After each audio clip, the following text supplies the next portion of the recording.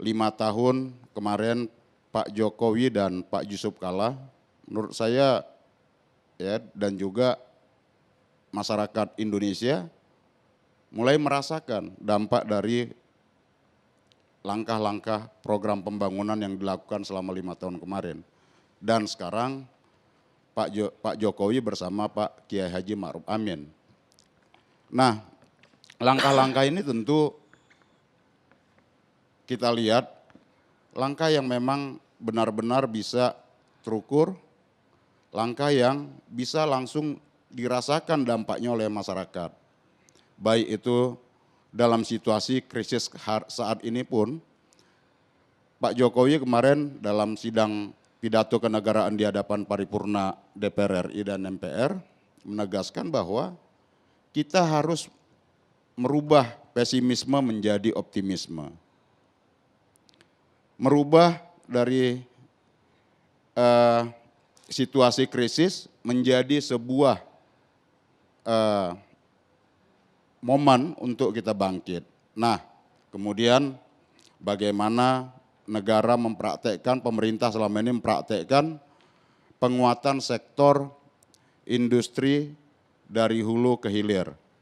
Nah, kalau yang sebelumnya, sebelum ada inovasi pengembangan teknologi pengolahan sawit yang disebut B20, B30, B50, kemudian target sampai B100 itu, ketergantungan impor energi kita itu sangat tinggi. Nah sekarang mulai ditemukan inovasinya dengan B20 itu. Nah kemudian bagaimana pemerintah mengalokasikan anggaran dalam situasi krisis saat ini yang berawal dari krisis kesehatan yang berdampak sampai ekonomi dan lain-lain.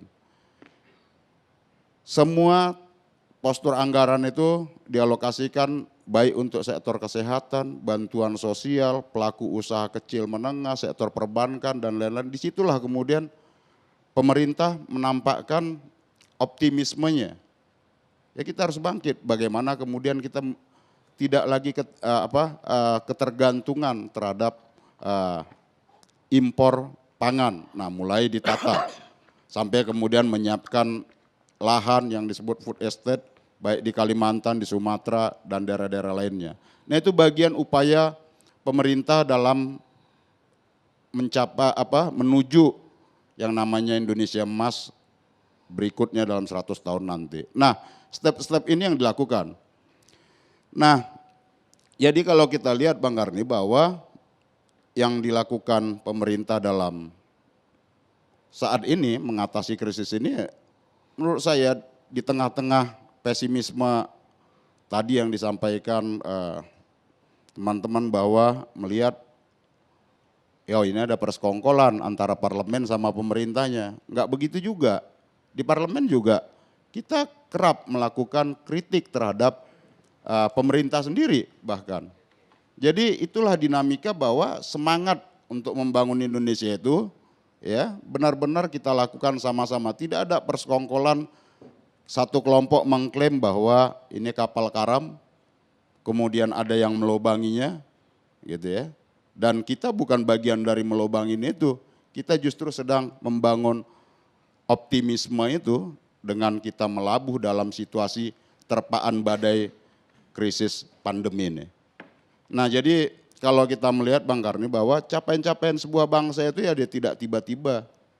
Ya memang yang penting semuanya kalau kita lihat komitmen dari pemerintahnya, komitmen dari parlemennya. Ya, kita saat ini kita optimisme itu benar-benar berjalan dalam situasi pandemi ini di mana negara-negara lain mengatasinya dengan ada gejolak sana sini, kita relatif bisa berjalan dengan baik. Seperti itu Bang Karni. Baik, Pak Masinton, anggota DPR dari PDIP. Pemirsa,